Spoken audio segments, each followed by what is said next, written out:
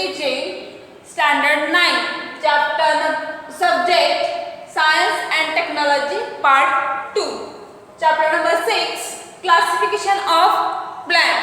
Classification means वर्गीकरण. वर्गीकरण कशाचं? प्लांट्स म्हणजे वनस्पतींचं वर्गीकरण आज आपण अभ्यासणार आहोत. कॅन यू रिकॉल बुकमध्ये पेज नंबर 75 दिलेला आहे, तर त्याच्यावरती कॅन यू रिकॉल म्हणजे थोडंसं आठवा. इयत्ता 8वी मध्ये तुम्हाला जे झालं होतं तर त्याच्याबद्दल थोडंसं उजळणी म्हणून घेतलेली आहे. तर question is how have living organisms been classified. तर लिव्हिंग ऑर्गॅनिझम्स जे आहेत म्हणजे लिव्हिंग ऑर्गॅनिझम्स म्हणजे जे सजीव आहेत तर त्या सजीवांचं क्लासिफाईड किंवा क्लासिफिकेशन कसं केलेलं होतं इयत्ता 8वी मध्ये. तर सजीवांचं क्लासिफिकेशन करण्यासाठी गेल्या वर्षी आपण the living organisms has been classified त्याच्यावरती काही आपण क्रायटेरियाज फॉलो केले होते आणि काही क्रायटेरियाज वरून काय केलं होतं या ऑर्गॅनिझमचं क्लासिफिकेशन केलेलं होतं. तर living organisms on the basis of their characteristics. तर त्या ऑर्गॅनिझमचं जे कॅरेक्टरिस्टिक आहे तर ते कसं आहे त्याच्यानुसार आपण काय केलं होतं त्याचं वर्गीकरण गटामध्ये केलं होतं. तर आता कॅरेक्टरिस्टिक कोणतं, तर तो पाण्यामध्ये राहतो, जमिनीवरती राहतो की पाण्यामध्ये आणि दोन्हीकडे पण राहतो, म्हणजे ते जलचर आहे, उभयचर आहे की कसं आहे हे आपण चेक केलं होतं.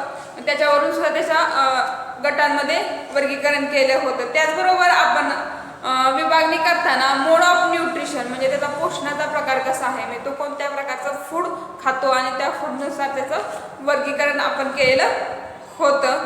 नंतर हॅबिटॅट, तर त्याचं राहणीमान कोणत्या भागामध्ये आहे किंवा कोणत्या तो रिजन्समध्ये आढळून येतो तर त्यानुसार सुद्धा आपण क्लासिफिकेशन केलेलं होतं. आणि ऑर अदर स्ट्रक्चरल डिटेल्स, तर त्याचं एकंदरीत त्याचं स्ट्रक्चर बॉडी स्ट्रक्चर कसं आहे तर त्या बॉडी स्ट्रक्चरवरून सुद्धा त्याचं जे क्लासिफिकेशन आपण लास्ट इयरला पाहिलं होतं. तर यावर्षी आपण प्लांटचं क्लासिफिकेशन बघणार आहोत.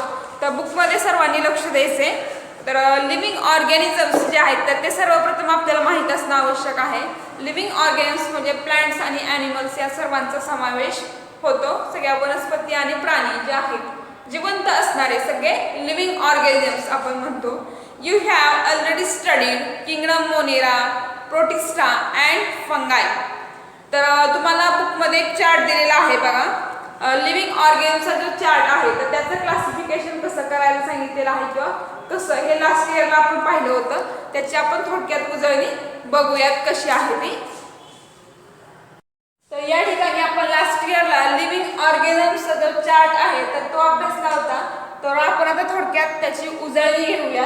तर लिव्हिंग ऑर्गॅनिझम सर्वांना माहीत आहे. लिव्हिंग ऑर्गॅनिझम म्हणजे सजीव. तर या लिव्हिंग ऑर्गॅनिझम म्हणजे 2 टाइप्स पडलेले होते किंवा आहेत. तर 2 टाइप्स कोणते? फर्स्ट आहे प्रोकॅरियोटिक सेल्स म्हणू शकता किंवा ऑर्गॅनिझम्स म्हणू शकता.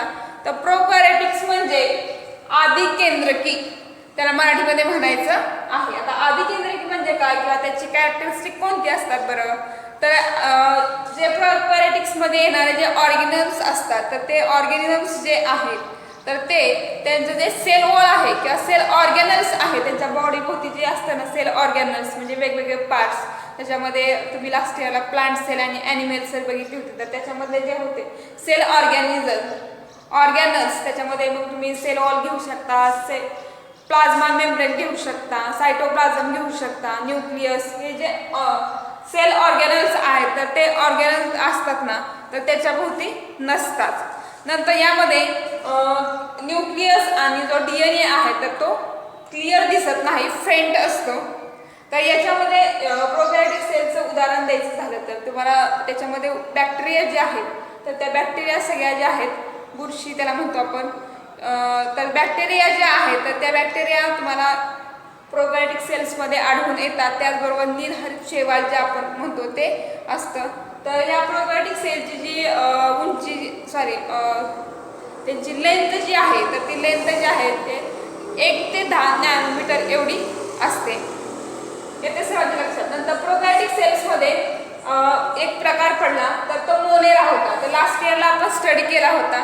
तर मोनेरा जो प्रकार आहे तर तो आपण अभ्यासताना बघितलं होतं की मोनेरा हा कसा आहे सगळे एक पेशीय प्राण्यांचा समावेश होतो. तुम्ही अमिबा, पॅरामेशियम ही उदाहरणं पाहिली होती बघा. तर ही सगळी मोनेराची एक्झाम्पल्स लास्ट इयरला होती. त्याच्यामध्ये ॲटोट्रॉपिक्स, काही हेटेरोट्रॉपिक्स हे सुद्धा यांचा समावेश याच्यामध्ये होतो. म्हणजे काही स्वयंपोषी असतील, काही परपोषी असतील, तर याच्यामध्ये येतात.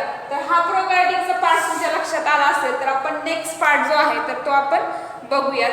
तर नेक्स्ट पार्ट जो आहे तर तो आपला आहे युकॅरियोटिक सेल. तर युकॅरियोटिक सेल्स जे आहेत तर युकॅरियोटिक सेल्स म्हणजे दृश्य केंद्रकी पेशी म्हणूयात आपण. तर युकॅरियोटिक सेल म्हणजे दृश्य केंद्रकी पेशी कोणत्या आहेत किंवा सेल्स कोणत्या आहेत. तर यामध्ये जे आहेत युकॅरियोटिक सेल्समध्ये तर न्यूक्लियस जे आहे तर न्यूक्लियस जे आहे ते तुम्हाला क्लिअर दिसतं. नंतर सेल ऑर्गॅनल्स जे आहेत तर ते सेल ऑर्गॅनल्स सुद्धा यामध्ये क्लिअर दिसतं. म्हणजे याच्यामध्ये तुम्ही न्यूक्लियस क्लिअर ओळखू शकता, सेल वॉल, सायटोप्लाझ्मा असेल. ते आपण लास्ट इयरला जी नावं बघितली होती किंवा प्लांट सेल, ॲनिमल सेल जे आहेत त्याच्यामध्ये दिसणारे वेगवेगळे सेल ऑर्गॅनल्स होते. तर ते सेल ऑर्गॅनल्स जे आहेत ते युकॅरियोटिक सेल्समध्ये तुम्हाला क्लिअर दिसून येतात. तर याची जी लेंथ आहे तर ती साधारणतः 5 ते 100 मायक्रोमीटर इतकी सूक्ष्म आढळून येते. हे सगळं जे आहेत आपण मायक्रोस्कोपमध्ये बघत असतो, उघड्या डोळ्यांना हे आपल्याला दिसत नाही. तर याच्यामध्ये DNA जो RNA आहे तर तो सुद्धा याच्यामध्ये प्रेझेंट असतो. मग याच्यामध्ये युकॅरियोटिक सेल्सचे पुन्हा 2 प्रकार पडले. मग कोणते आहेत? एक युनिसेल्युलर आणि देन मल्टीसेल्युलर. तर युनिसेल्युलर म्हणजे एक पेशीय आणि मल्टीसेल्युलर म्हणजे बहुपेशीय यांचा समावेश याच्यामध्ये होतो. नंतर युनिसेल्युलरमध्ये प्रोटिस्टा हा प्रकार पडला. तर गेल्या वर्षी आपण हा प्रोटिस्टाचा अभ्यास केलेला होता. तर या प्रोटिस्टामध्ये असणारे जे ऑर्गॅनिझम्स होते तर ते ऑर्गॅनिझम्स कसे होते तर युनिसेल्युलर म्हणजे एक पेशीय किंवा सिंगल सेल सगळे ऑर्गॅनिझम्स याच्यामध्ये तुम्हाला बघितले होते किंवा तुम्ही पाहिले होते. तर याच्यामध्ये जरी हा युनिसेल्युलर किंवा एक पेशीय जरी याच्यामध्ये लिव्हिंग ऑर्गॅनिझम्स असतात तरी सुद्धा याच्यामध्ये न्यूक्लियस जो आहे तर तो न्यूक्लियस प्रेझेंट असतो. त्याचबरोबर याच्यामध्ये जे ॲनिमल्स होते ते कसे होते? ॲटोट्रॉपिक्स. ॲटोट्रॉपिक्स म्हणजे स्वयंपोषी म्हणजे स्वतःचं अन्न स्वतः तयार करणार. मग त्याच्यामध्ये आपण उदाहरणं पाहिली होती बघा. युग्लिना असेल, ऑल्वेक्स असेल, ही सारी उदाहरणं आपण युनिसेल्युलरची अभ्यासलेली होती. सर्वांच्या लक्षात येते. नंतर आपण अमिबा वगैरे हे सगळी ह्याच्यामध्ये उदाहरणं होती. नंतर आपल्याला मल्टीसेल्युलरचे 2 प्रकार पाहायचे आहेत. तर मल्टीसेल्युलरचे 2 प्रकार पाहिल्यानंतर आपल्याला विथ सेल वॉल म्हणजे सेल वॉल असणारे म्हणजे पेशी भित्तिका असणारे आणि विदाउट सेल वॉल म्हणजे पेशी भित्तिका नसणारे आपण म्हणूया. तर सेल वॉल असणारे आपण प्लांट सेलची बघितली होती बघा. प्लांट सेलची डायग्राम तुम्हाला आठवते का? तर हा वरचा जो लेअर होता आपण पाहिलेला तात्पुरती कन्सिडर करा ही. तर हा बाहेरचा जो लेअर होता तर ती आपली सेल वॉल होती. ओके. तर ही सेल वॉल जी आहे ती फक्त प्लांट सेलमध्येच आढळून येते, ॲनिमल सेलमध्ये आढळून येत नाही. तर ही प्लांट सेलमध्ये असणारी ती ही सेल वॉल आहे. तर मग सेल वॉल असल्यामुळे याचे 2 प्रकार पडले. ॲटोट्रॉपिक्स मध्ये प्लांटी आणि हेटेरोट्रॉपिक्स मध्ये फंगी. म्हणजे स्वतःचं पोषण करणाऱ्या याच्यामध्ये 2 गटामध्ये विभागणी करण्यात आली. ऑटोट्रॉपिक्स प्लांटी. प्लांटीज म्हणजे वनस्पतींचा समावेश झाला आणि हेटेरोट्रॉपिक्स म्हणजे फंगायमध्ये कवकांचा समावेश याच्यामध्ये झालेला आहे सेल वॉल असणाऱ्यांमध्ये. आता विदाउट सेल वॉल म्हणजे सेल वॉल पेशी भित्तिका. सेल वॉल म्हणजे पेशी भित्तिका म्हणायचे. तर पेशी भित्तिका नसणारे. पेशी भित्तिका कशामध्ये नसते म्हणजे सेल वॉल कशामध्ये प्रेझेंट नसते तर सेल वॉल ॲनिमल्स मध्ये अब्सेंट असते किंवा नसते. तर ॲनिमालिया म्हणजे प्राणी म्हणजे प्राणीवर्गीय जे पेशी आहेत तर याच्यामध्ये सगळे आढळून येतात. येते लक्षात सर्वांच्या. तर यावर्षी तुम्हाला 9th स्टँडर्ड मध्ये ॲटोट्रॉपिक्स प्लांटी हे जे आहे तर याचा स्टडी करायचा आहे. तर आपण आता त्याविषयी माहिती थोडक्यात बघूया.